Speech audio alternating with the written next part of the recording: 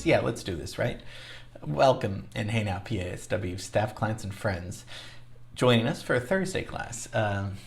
We're through the week, and great job so far. We looked at Clifford Brown, the great trumpet player. Then we looked at the German-Jewish composer Mendelssohn, and then Fantasia. We're going to see your film scoring results tomorrow, so can't wait to show you that. Thanks for participating. I'm a little homesick, so we're going to talk about a very famous place in Hollywood.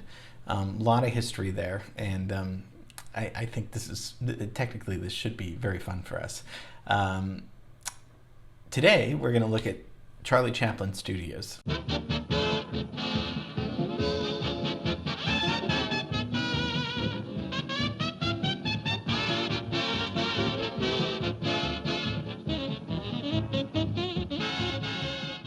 So as it stands today, it's Jim Henson, the famous guy of the Muppets, that I think John Pazis worked for.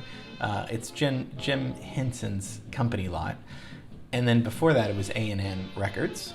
And then before that, it was Charlie Chaplin Studios. So let's just start at the beginning and talk a little bit about Charlie Chaplin. I don't have a lot to say. I don't know a lot about Charlie Chaplin. I mean, everyone knows The Little Tramp, and everyone knows he was the biggest star. I mean, he really was the biggest comedy star in the world. He's British, right? And then he was so big that he decided he could create his own studio. And so these are this is what we're going to be looking at today, the Charlie Chaplin Studios.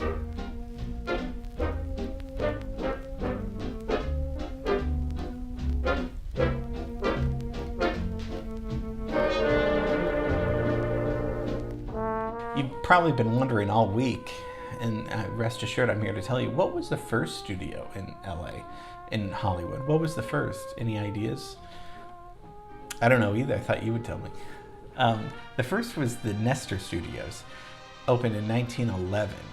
So that's like Sunset and Gower right now. That's the first studios that opened in Hollywood. At Nestor, they would make one reel Western pictures every week, and then another division would turn out one reel dramas every week. So kind of like what we're doing, they were making movies every single week. We're making them every day, but I mean, for the most part, they were cranking them out. So Nestor was the first in Hollywood, okay? But so Sunset and Gower. So if we go over, let's stay on Sunset. Let's drive a little west to La Brea. Then we're gonna hang a left on La Brea, and then, which you can still do today, and then on the left-hand side, you're gonna see Charlie Chaplin Studios. Look how cute those buildings are. So Charlie Chaplin decided to build studios there. He was so successful, so prolific, writing, directing, acting, producing, even composing some of the music.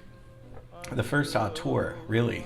He also liked it because it was close to his favorite restaurant, which he dined at 5 times a week, Musso and Frank's, which is still there. That opened in 1919. And you would go there for a steak and a martini. You still can. And it was, it's really one of the oldest restaurants in Los Angeles. But he purchased the site, and it was mostly filled with large grove of orange trees on the property. And his plans, which he did execute, was to build 6 English-style buildings, arranged to kind of give this little picturesque English village. That's kind of, and that's really what it looks like. It looks like a little fairy tale cottage, cottages. And somebody else described it as like an eccentric Peter Pan architecture. It's very cool. It looks like it could be in Disneyland a little bit. He planned to live there, but he never did. But this was, when they were building it in 1917, this was, although it's like so congested and busy right now, in 1917 it was very residential and very close to Hollywood High School. And like I said, in the early 1900s, people didn't want people making movies here. This was a quiet residential, pretty Christian, if you remember, with Dieta Wilcox. They liked their little Hollywood neighborhood, but it wasn't at all for movies to be filmed here. So it kind of raised, they were not crazy about Chaplin's studios being built right here, so close to their homes. But you know, usually people with money win in the end. Let's get a timeline. I mean, so if it opens in 1919, that's really early. And if I know you're wondering, yeah, I got pictures on the timeline. Pretty cool, huh? Still a free timeline, but I had pictures there. I'm pretty proud of that. But 1919 is very early. It's before, you know, Watts, the Hollywood Bowl, all these places that we've done classes about. So very, you know, Hollywood's really just beginning. These little English cottages were just a facade, obviously. You know, it wasn't an English village going on behind the scene. They had, you know, screening rooms, film laboratory. It had stables, a swimming pool, tennis courts, all stuff that Chaplin was interested in and liked, of course. I mean, he's kind of like, I was trying to think, like Tyler Perry's probably akin to somebody who has his own, you know, one guy owning his whole, you know, in Atlanta. And then the large outdoor sets were constructed. They, you know, Charlie Chaplin would have them constructed. 2 large open air stages were used for filming. And then the rest was just dressing rooms, a garage, a carpenter's shed, a film vault. I mean, he could do everything he wanted here. And he made all of his masterpieces, all of his films here, including The Gold Rush and Modern Times. This was smart because this allowed him to reshoot sequences if he needed to reshoot them. He could do the whole sequence here at his studio if he didn't work, and instead of having to go out back to the location again and shoot it, having his own studio, you can just shoot it. You know, it's like having a big house and just going into your backyard and reshooting something that didn't work. So that was a huge advantage. So Chaplin sells it in 1952. So he's working there the whole time, really. I mean, from 1919 to 52. And then Red Skelton takes it over and does his show there. And then Superman, George Reeves, was filmed there. But then in 1966, Herb Alpert and Jerry Moss, as we did a few weeks ago, A&M, right? Alpert and Moss, they purchased the studios, and it in '66 from there on, that's A&M. That's where they are recording all huge music. They converted 2 of the sound stages and Chaplin's swimming pool into a recording studio, so there's no pool there. The old sound stages were rebuilt into, was probably one of the best music studios in the world at that point.